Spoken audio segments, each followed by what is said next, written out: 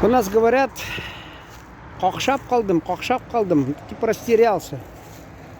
Вот когда снимаешь, вот так вот, если идешь где-нибудь, никто не мешает, можно спокойненько все силы, всю энергию отдать и размышлять, вспоминать что-то. А как идешь там где-то по улице, или трамвай, или автобус, или машина какая-то, или навстречу кто-то идет, или кто-то догоняет.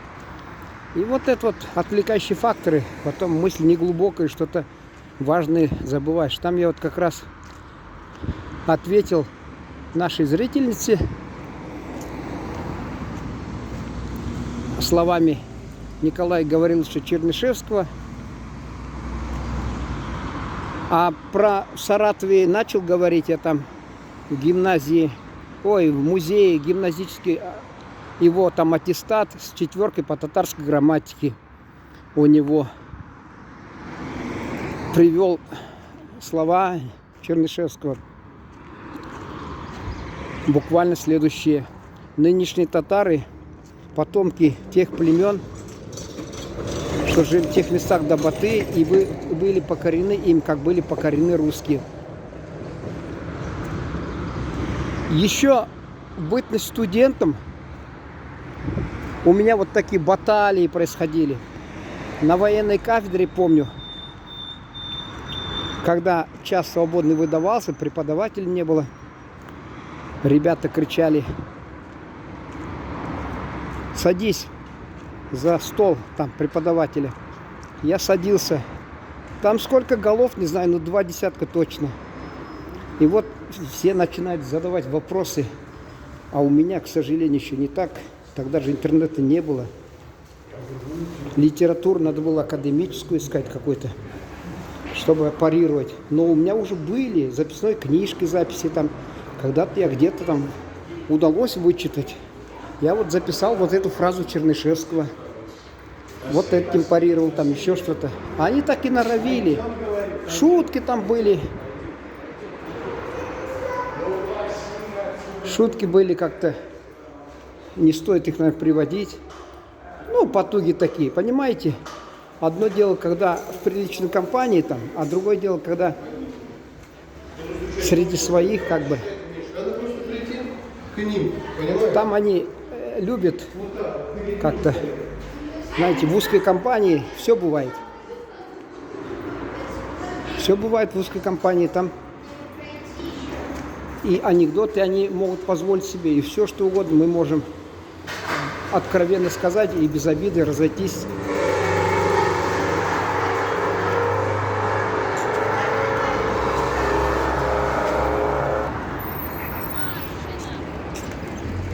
Когда я поселился в комнату, и на меня снизошло. Что-то какой-то был, наверное, маленький повод, когда я-то внешне-то так, славянский тип. У нас булгарский тип, короче. А то, что вы видите иногда, широкий скул, там что-то такое, смуглый, так это Улу Мухаммед.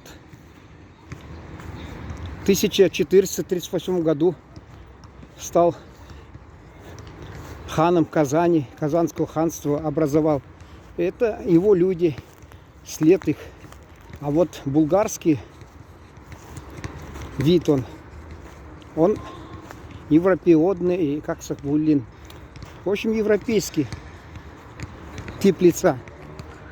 Вот. И когда они узнали, ребята, что я не русский, что-то там было как-то, какая-то первая робкая попытка и неумелая что-то там подколоть. А тогда еще только-только начинали учиться, в общежитие заселялись. Я сразу, когда уже говорил, им заявил: меня можете оскорблять, но только если нацию тронете, что под руку попадет, первым же врежу, предупреждаю вас. И потом все у нас нормально было. Настолько нормально, что я же говорил, что я напевал татарские песни, в одной комнате живешь же, а Лёва Лузин, видимо, он там книгу написал, потом в Челябинске был, сейчас не знаю, зам главного редактора областной газеты, и он написал книжку как раз и про меня. Он не написал, наверное, он там написал, что он татарские песни, значит, маме своей жены, что ли, напевал. И та в восторге была, что ее зять русский, блондин вот такой вот, татарские песни поет. Она была поражена. Представляете, вот в жизни какую роль сыграла. Что не делается, говорит, к лучшему, и случайностей не бывает. Вот он жил с нами в одной комнате. Он как-то, видимо, запало ему, когда я пел, он все-таки отложился у нее в памяти. Но однажды под шофе он, у нас 3-й этаж, да, на 4-й пошел к математичке, там гуляет под шофе, и русский парень под шофе запел татарскую песню. А там математички, может, они на кухне возились, или в комнату шли, из комнаты услышали и решили его поправить. Не так, мол, поешь, вот так надо петь. Ну, девчонки, наверное, слух был лучше. Математически все-таки, знаете, это математический ум, склад ума, они лучше схватывают, конечно. Вот. Вот такой курьез был. А то, что, значит, судьба его свела, она то ли татарка, то ли башкир, то ли казашка.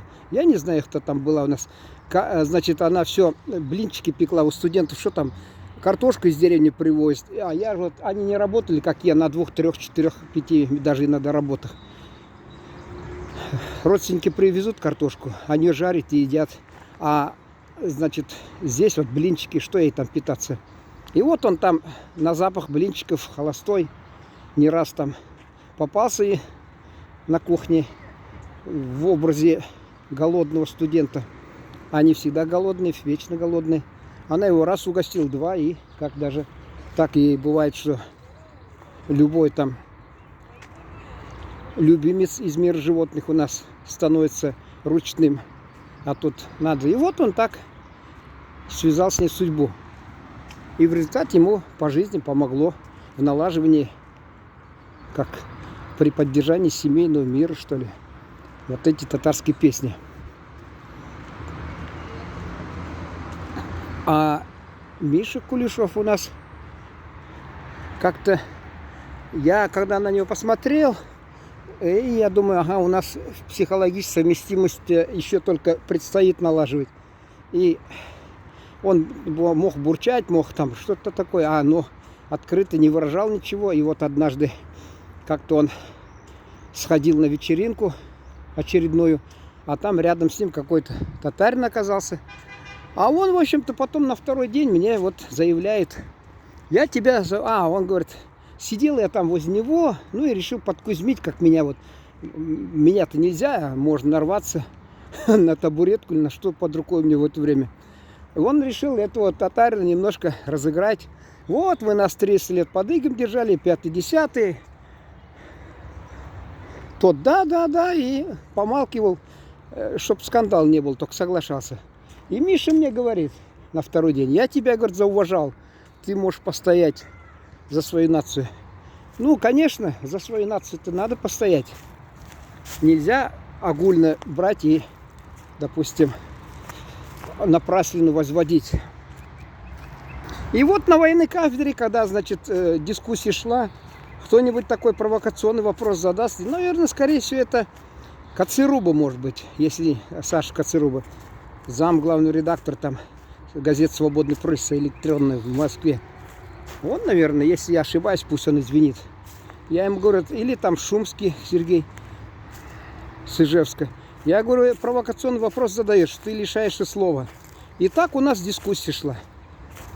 Вот не было у нас такого, знаете, все равно как-то, то ли из-за того, что университет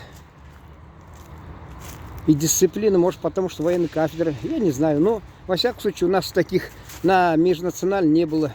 И не знаю, там Сергей Хворов, чуваш, скрывал свою национальность, там евреи, там, значит, несколько человек было, скрывали как-то там, хотя мы догадывались, там разных национальностей были, а зачем скрывать? Ну, тогда общий, знаете, был, стрим такой был, чтобы един общий советский народ, и чтобы не выделяться.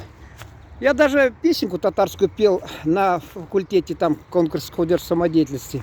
Им понравилось, хотя я ее от души исполнил, хотя я не скажу, что такой я уж вообще мастер исполнительский такой, или как. Все, время заканчивается, я уже в словах теряюсь. Всего вам доброго, спасибо за внимание.